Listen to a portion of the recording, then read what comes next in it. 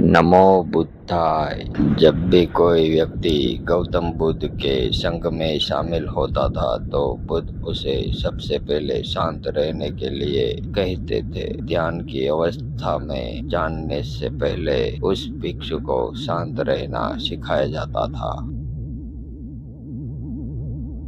आज के मुश्किल दौर में तनाव पैदा होना तो लाजमी है। ऐसे में अगर आप हर रोज कुछ देर मौन रहने का अभ्यास करते हैं तो इससे आपके तनाव पैदा होने वाले हार्मोन्स के लेवल में कमी आती है। इससे आपका दिमाग बिल्कुल शांत होता है, गुस्सा नियंत्रित रहता है और तनाव बढ़ने वाले हार्मोन्स का लेवल घटता है। आज के इस top 10 moral story in Hindi में हम जानेंगे कि किन मौक़ों पर हमें शांत रहना चाहिए और किन मौक़ों पर हमें बोलना है और शांत रहने से हमारे अंदर क्या क्या बदलाव आ सकता है। दोस्तों, संध्या काल का समय था। गुरु अपने सभी शिष्यों को बुलाते हैं। कल सुबह सब लोग नदी में स्नान करने के बाद तुरंत हमारे कुटिया के सामने उपस्थित हो जाना। सभी इससे हैरान रह जाते हैं कि हम लोगों ने कुछ गलती की है क्या, लेकिन गुस्से से यह कहते हैं कि हो सकता है कि गुरुजी कल सुबह कुछ अच्छी बात बताने वाले हैं। सब लोग रात को सही समय पर सो जाते हैं और सुबह उठकर सभी लोग नदी में स्नान करने के बाद वापस गुरुजी के सामने उपस्थित हो जाते हैं। गुरु कहते हैं कि आज हम तुम सबको चुप रहने के फायदे के बारे में बताऊंगा। गुरु कहते हैं 10 मौके जहाँ पर चुप रहने से होता है लाभ और बोलने से नुकसान। गुरु कहते हैं अगर आप इन 10 मौकों पर शांत हो गए यानी मौन हो गए तो आप जो चाहेंगे वह मिल जाएगा। आपकी जिंदगी में चमत्कारिक बदलाव शुरू हो जाएंगे। जरूर से ज्यादा बोलना या चुप रहना दोनों ही अच्छी बात नहीं है। जैसे जरूरत से ज्यादा बारिश हो जाना या फिर धूप दोनों ही दिक्कत देती है, उसी तरह अनावश्यक बोलने से भी काफी नुकसान होता है। गुरु कहते हैं कि पहला ऐसा मौका जहाँ पर व्यक्ति को चुप रहना चाहिए, बिना तब तक ना बोले। गुरु ने कहा अगर आपके पास कोई तख्त नहीं है तो वहाँ चुप रहने में ही भलाई है। चुप बैठने से दिमाग में नई कोशिकाओं का निर्माण होता है और इससे ज्ञान की वृद्धि होती है। ना बोलने में भलाई वही है जहाँ आपको किसी चीज के बारे में पूरा ज्ञान हो। अगर आप बिना तख्त के बोलते हैं या फिर बेवजह बोलते हैं तो आपका वहाँ मजाक भी बन सकता है।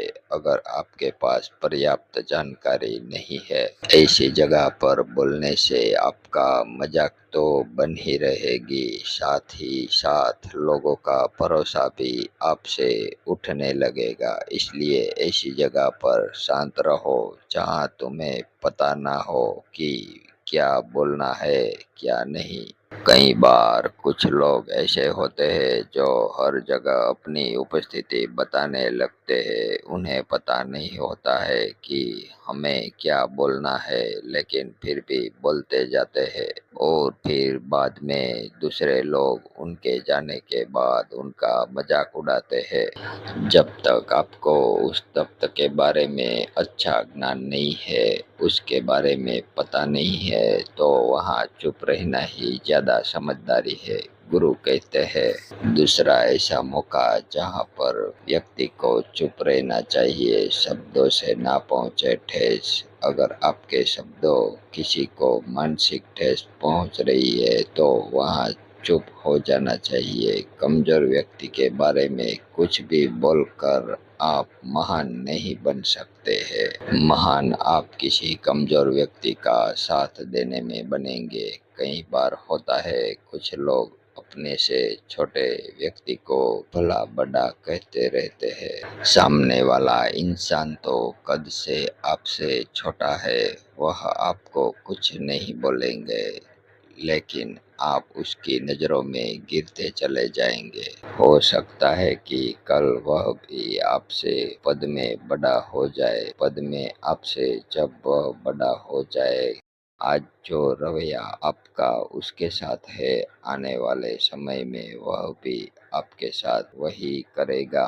आप किसी को नीचा दिखाकर बड़ा नहीं बन सकते। बड़ा बनना है तो अपने से छोटे लोगों की इज्जत भी करना सीखे और साथ ही साथ बड़े लोगों का भी सम्मान करना चाहिए। लोगों को लगता है कि अगर वह अकड़ कर बोलेंगे और सामने वाले को नीचा गिराने की कोशिश करेंगे तो वह बड़े बन जाएंगे, तो यह उनकी सबसे बड़ी भूल है। बड़े होने की बजाय आप उनकी नज़रों में गिरते चले जाएंगे। गुरु ने आगे कहा, इसलिए शिष्यों, तुम सब जब भी बोलना आदर भाव से बोलना, ताकि तुम्हारी बात लोगों को अच्छी लगे। बोलने में भाई बहन, माता पिता, मित्र इत्यादि शब्दों का इस्तेमाल जरूर करना। इससे तुम्हारी मान प्रतिष्ठा तो बढ़ेगी ही, साथ ही साथ लोगों की नज़रों में तुम समझदार व्यक्ति बनते जाओगे।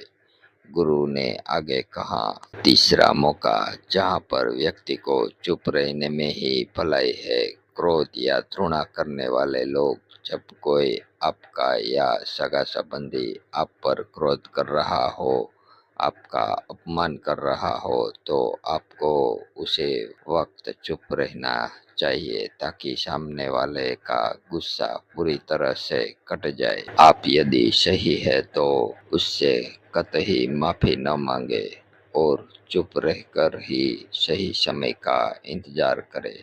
वह खुद आपसे माफी मांग लेगा जब उससे अपनी गलती का एहसास हो जाएगा। गुरु आगे कहते हैं कि अगर आपका कोई सगा संबंधी आप पर क्रोध कर रहा हो और आप उसी समय शांत है, तो यह आदर सम्मान देने की निशानी होती है। इससे ना कोई छोटा होता है और ना बड़ा। अगर आपको क्रोध आ रहा है तो आप या तो वहां से किसी का अनादर किए बिना चले जाए या फिर चुप रहे। क्रोध करने से आपके रिश्ते खराब होंगे। क्रोध हमेशा क्रोध करने वाले व्यक्ति की ही बुरा करता है। गुरु आगे कहते हैं कि एक बार की बात है, एक सांप जंगल से भागते हुए किसी राजा के घर में पहुंच गया। लोगों ने छेड़खानी की तो वह बहुत ही गुस्सा हो गया, जिससे घर में जो तलवार पड़ी हुई थी उसी को लपेटकर कसने लगा और धीरे धीरे उसका पूरा शरीर कट गया। ठीक उसी प्रकार हमारा गुस्सा भी तलवार की भांति काटता रहता है। गुस्सा ध्यान से खत्म होता है। प्रतिदिन अगर आप ध्यान की मुद्रा में बैठे हैं तो आपका गुस्सा आपके नियंत्रण में होगा। गुरु आगे कहते हैं कि यह तरीका है कि आप प्रतिदिन ध्यान का अभ्यास करें। इससे आपके शरीर में जो हार्मोन्स गुस्से को बढ़ावा देते हैं, वह सब तुम्हारे नियंत्रण में रहेंगे, जिससे शरीर गुस्से पर आसानी से काबू पा लेगा। लेकिन एक तरीका यह भी है कि जब भी आपको गुस्सा आए तो आप यह समझने का प्रयास करो कि क्या मेरा गुस्सा जायज है या नहीं, हमें वहाँ पर बोलना चाहिए कि नहीं। जब आप खुद इस बात का आकलन करोगे तो आपको खुद पता चल जाएगा कि हमें गुस्सा करना चाहिए या नहीं। फिर भी आपको गुस्सा आ रहा है तो आप वहाँ से हटने का प्रयास करें, वहाँ से दूर चले जाए। धीरे धीरे समय के साथ आपका दिमाग शांत हो जाएगा। गुरु ने कहा, चौथा ऐसा मौका जहाँ पर इंसान को बहुत ही समझदारी के साथ काम लेना चाहिए, वहाँ पर आपको चुप रहना ही चाहिए, जहाँ पर उसे मुद्दे से आपका कोई संबंध न हो। अगर आपका किसी मुद्दे से कोई संबंध न हो तो वहाँ आपका चुप रहना बनता है। बिना किसी वजह अगर आप दूसरे के मुद्दे पर बोलेंगे तो यह आपके लिए अनिष्टकारी होगा। इसमें केवल और केवल आपका ही नुकसान है। जल्द ही आप किसी दो लोगों के बीच हो रहे विवाद में जल्दी अपनी टांग ना डालें। अगर सामने वाला आपको बुला रहा है अपना झगड़ा शांत करवाने के लिए तो ही आप वहां पर जाए। किसी की व्यक्तिगत जिंदगी में दखल अंदाजी नहीं देनी चाहिए जब तक कि वह व्यक्ति आपको नहीं बुलाता है। अपने झगड़े को शांत करवाने के लिए कुछ लोग फालतू में दूसरे के विवाद में कूद पड़ते हैं। इससे उनके मान सम्मान मर्यादा पर लोग उंगली उठाने लगते हैं। गुरु कहते हैं कि 10 मौकों में से 5वां ऐसा मौका जहाँ पर व्यक्ति को बहुत ही समझदारी के साथ चुप रहना चाहिए। आपके शब्दों से किसी मित्र को हानि ना पहुँचे। अगर आपके शब्द सामने वाले के परिवार या मित्र की प्रतिष्ठा के बारे में बुरी झलक दिखा रहे हैं तो आपको चुप रहना चाहिए। किसी के परिवार या फिर मित्र के बारे में बुरा बोलने से केवल आप ही बुरे बनेंगे। जो चीज आसानी से खत्म की जा सकती है उसे अपने शब्दों से बड़ा ना करे। बिना चिल्लाए बात करने का प्रयास करते रहना चाहिए। अगर आप बिना चिल्लाए कोई बात नहीं कर सकते तो आपका चुप रहने में ही भलाई है। किसी पर चिल्लाने से आपके व्यवहार के बारे में पता चलता है। ज्यादा बोलने से चीजें हमेशा खराब ही होती है। कई बार कुछ रिश्ते ज्यादा तेज बोलने की वजह से टूट जाते हैं। इसलिए अपनी आवाज में मीठापन लाना है। अपने शब्दों से आपके दोस्त को हानि नहीं पहुंचनी चाहिए। कभी कभी दोस्तों से जब हम मजाक करते हैं तो याद रहे आपके शब्दों से किसी का अनादर ना हो। मजाक को भी हमेशा शब्दों के मायने में ही रखे। जहाँ किसी को शब्दों से चोट लगे वहाँ चुप हो जाए। फालतू बोलने से हमेशा नुकसान ही होता है। किसी और की प्रतिष्ठा को अपने शब्दों के मध्य से उसे हानि नहीं पहुंचनी चाहिए। यदि आपके शब्दों से किसी और को ठेस पहुंच रही है तो वहां आपको चुप हो जाना चाहिए। जब कोई व्यक्ति आपके सामने नहीं है तो आप उसी व्यक्ति के बुरे शब्द किसी तीसरी व्यक्ति के सामने ना बोले। गुरु कहते हैं छठा मौका जहाँ पर व्यक्ति को चुप रहना चाहिए जब कोई कर रहा हो किसी की बुराई। जब कोई आदमी आपके सामने किसी तीसरी आदमी की बुराई कर रहा हो तब तुम्हें चुप रहकर बस सुनना चाहिए। अपनी राय व्यक्त नहीं करना चाहिए क्योंकि जो आज आपके सामने किसी तीसरी की बुराई कर रहा है वह कल किसी और के सामने आपकी बुराई भी कर सकता है। यदि आपने कुछ कहा है तो नीति शास्त्र के अनुसार जो अपने मुंह को बंद रखना है और बुद्धि से काम करता है वही इंसान समझदार होता है। बिना जरूरत के बोलना, किसी के बारे में किसी के बीच में बोलना ये गलत बात है। कभी कभी हमारे लिए बुद्धिमानी इसी में होती है कि हमें अपना मुंह ऐसी जगह पर नहीं खोलना चाहिए।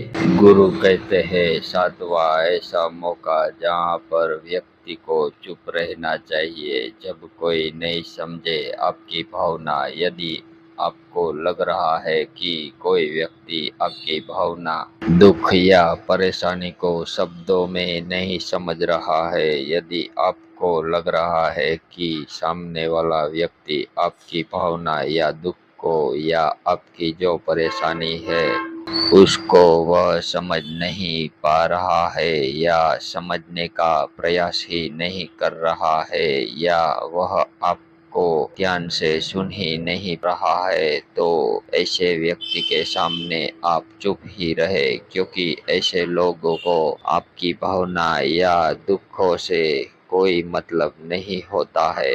ऐसे लोगों को अपना राज बताकर आप पछताएंगे ही बाद में, इसलिए हर किसी को अपने मन की बात नहीं बतानी चाहिए। अगर आपको लग रहा है कि सामने वाला आपकी बात को नहीं समझ पा रहा है, आपकी भावनाओं को नहीं समझ पा रहा है, तो वहाँ पर आपको नहीं बोलना चाहिए, क्योंकि वहाँ पर आपका मजाक ही बन जाएगा। जब आपको लगने लगे कि सामने वाला आपकी भावनाओं को ठीक तरीके से समझ रहा है, आप जो कह रहे हैं वह ठीक से सुन रहा है, तभी आप उसे अपनी बात कहे। गुरु कहते हैं कि आठवां ऐसा मौका जहां पर आपको चुप रहना चाहिए, जब कोई इंसान अपना दुख व्यक्त करे। यदि कोई इंसान अपने दुख या परेशानी को आपको बता रहा है, तो इसका मतलब यह है कि वह आपको अपना समझ रहा है। ऐसे में तुरंत ही उसे समाधान बताने के बजाय चुप रहकर उसके दुख या समस्या को सुनना चाहिए। उसके दुख या समस्या को किसी और को बिल्कुल भी ना बताए। वह इसलिए नहीं बता रहा है कि उसकी समस्याओं का समाधान कर देंगे, बल्कि वह इसलिए बता रहा है कि सामने वाला उसकी बात को समझ रहा है। कई बार बताने से दुख कम हो जाता है। आपको अपना दुख इसलिए बता रहा होगा कि उसे लग रहा है कि आप उसकी बात को समझ रहे हैं। दुख बांटने से कम हो जाता है। इसलिए जब कोई व्यक्ति अपना दुख आपसे व्यक्त करे, तो आप चुप रहकर उसकी बात को बहुत ही ध्यान से सुने, ताकि उसके दुख कम हो जाए, उसके मन का बोझ हल्का हो जाए, क्योंकि उसके मन में जो भी बातें थी वह आपको सब बता दिया। गुरु आगे कहते हैं, 10 जगह में यही ऐसी जगह जहाँ आपको चुप रहना चाहिए, जहाँ पर दृष्टि प्रकृति के लोग रह रहे हो और गाली गलौज कर रहे हो, आप वहाँ पर मत जाइए। ऐसी जगह से आप चुपचाप निकल जाइए, अर्थात अपनी प्रतिक्रिया दिए बिना आप वहाँ से चले जाइए, क्योंकि जिसकी जुबान खराब होती है, दृष्टि के लोग होते हैं, उनको आप ऐसे समय में नहीं समझा सकते हैं। जब उनका दिमाग पूरी तरह से शांत हो जाए, तभी वह आपकी बात सुनेंगे। इसलिए जहाँ पर दृष्टि प्रकृति के लोग आपकी बात को ना मानते हो और ना ही सुनते हो, तो आपको वहाँ पर नहीं बोलना चाहिए। गुरु कहते हैं कि 10वां ऐसा मौका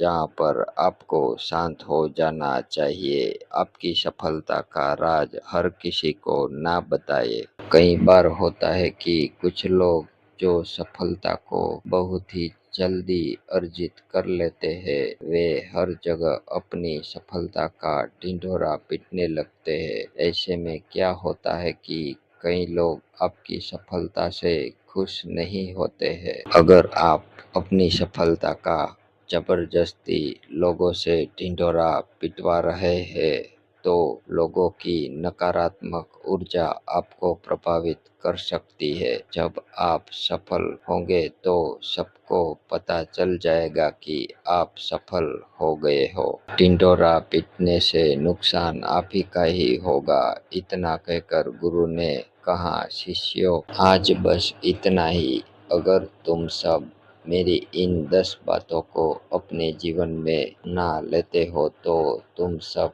काफी हद तक परेशानियों से बचे रहोगे। यहाँ से जाने के बाद मेरी यह बातें आपके जीवन में किसी वरदान से कम साबित नहीं होगी। दोस्तों, मुझे उम्मीद है top 10 moral story in Hindi से आपको बहुत कुछ सीखने को मिला होगा। तो ऐसे ही कहानी सुनने के लिए हमारी चैनल को लाइक, शेयर और सब्सक्राइब जरूर कर देना। तो मिलते हैं अगले वीडियो में ऐसे ही रोचक कहानियों के साथ। तब तक आप सब मस्त रहे, खुश रहे, स्वस्थ रहे। जय हिंद, जय भारत।